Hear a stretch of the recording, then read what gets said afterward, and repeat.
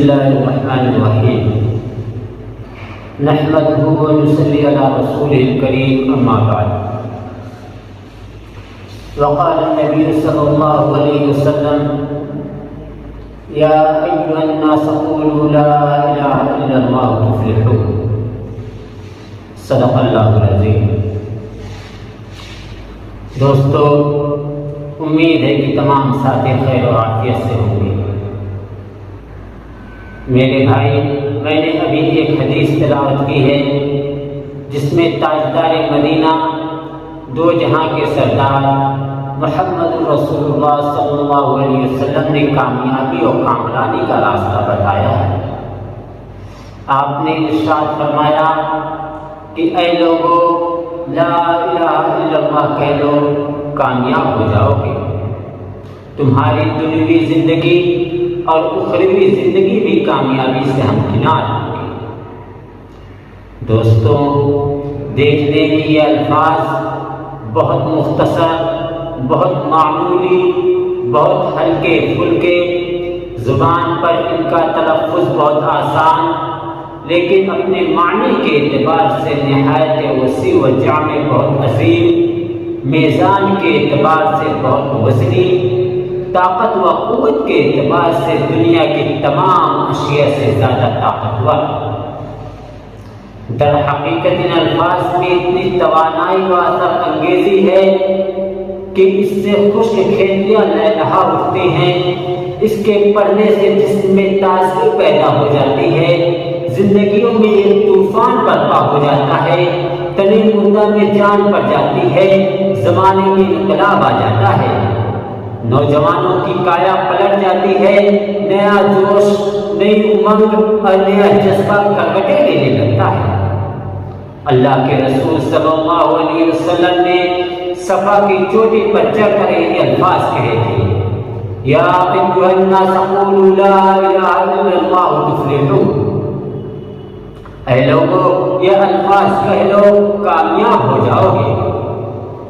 دراصل یہ حروف الفاظ ہی نہیں بلکہ ایک حقیقت ہے، ان میں جامعیت ہے، ہماگیر پیغام ہے، زندگیوں کے ساتھ ان کا واسطہ ہے، قلب و دماغ کے ساتھ ان کا رابطہ ہے، ان میں صداقت و سچائی ہے، گہرائی و گہرائی ہے، یقین و اعتقاد ہے، توکل و رضا ہے، صبر و شکر ہے، انابت و تذکر ہے، امانت و دیانت ہے، عفت و عصمت ہے، قناعت و شجاعت ہے، قوت ایمانی اور حمیت دینی ہے، معاشرہ کے ساتھ گہرا رابطہ ہے، اور سوسائٹی کی تشکیل کی بھرپور توانائی اور صلاحیت ہے۔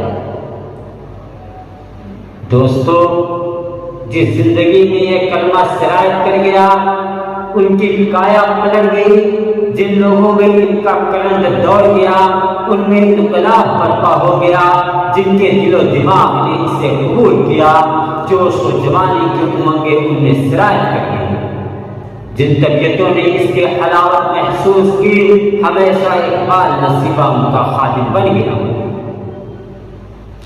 حضرت عمر فاروق اعظم رضی اللہ تعالیٰ عنہ مکہ کے نوجوانوں میں اپنے جوش و ذہانت، وہ دبدبہ اور اصابت رائے کی وجہ سے امتیازی مقام رکھتے تھے۔ سفارش کے فرائض آپ ہی کے ذمہ تھے۔ زمانہ جاہلیت میں سرگرمی کے ساتھ اسلام کے سرگرم دشمن تھے۔ قرآن کی روح میں فنا کرنے میں پیش اور کلمہ لا الہ الا اللہ کو مٹانے کے لیے اپنے تن من کی بازی لگا رکھی تھی، اور ایک تحیہ کر دیا تھا، اور جوش و جذبات کے عزائم لے کر اٹھ کھڑے ہوئے کہ آج اسلام اور صاحب اسلام کا قصہ تمام کر ڈالوں گا۔ پورے عرب کو محمد رسول اللہ صلی اللہ علیہ وسلم نے خرخسے میں ڈال رکھا ہے، چلو ان کو ختم کر ڈالو، ان کا قصہ تمام کر ڈالو، نہ رہے گا باس، نہ بجے گی بانسری۔ نبی کو قتل کرنے کے لیے اٹھ کھڑے ہوئے تنتنا و تبتراق سید کونین کے خاتمے کے لیے جا رہے ہیں۔ راستے میں حضرت عبداللہ بن نعیم سے ملاقات ہوئی، کہاں جا رہے ہو؟ سوال و جواب ہوئے۔ عمر بولے کہ آج میں محمد رسول اللہ صلی اللہ علیہ وسلم کو قتل کرنے کے لیے جا رہا ہوں، جس نے پورے عرب کو تماشا بنا رکھا ہے، مکہ والوں کو ایک الجھن میں ڈال دیا ہے، آج میں اسے ختم کرنے جا رہا ہوں۔ ابن نعیم بولے ارے پہلے اپنے گھر کی تو خبر لے، تیرے بہن بھائیوں بھی اس کلمہ کے قتل ہو چکے ہیں، دین اسلام ان کے رغبے میں سرایت کر گیا ہے، وہ ہلکا باعث اسلام لا چکے ہیں۔ دوستو، ان الفاظ نے اس واقعے پر آگ پر تیل کا کام کیا۔ عمر کے چہرے پہ شعلہ غضب اور بھڑک اٹھا، تیور اور چڑھ گئے۔ فوراً پلٹے، بہن بہنوئی کے گھر پہنچے، وہ قرآن پڑھ رہے تھے، آج پاکت پالے چھپا دیے، پڑھنا موقوف کر دیا۔ پھر حضرت عمر کے کانوں میں بھنک پڑ چکی تھی۔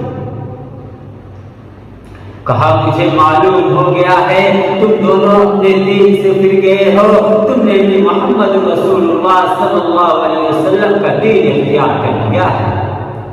مارنا پیٹنا شروع کیا، آخر بہن بہنوئی کو اس قدر مارا کہ پورا جسم لہو لہان ہو گیا، لیکن بہن نے پوری قوت، جوش ایمانی اور حمیت اسلامی کے ساتھ رکوائی آنکھوں اور خون آلود بدن کے ساتھ کہا کہ اے عمر، جو کچھ کر سکتے ہو کر ڈالو، اب یہ کلمہ لا الہ الا اللہ دل کی گہرائی میں اتر گیا ہے، یہ نکل نہیں سکتا۔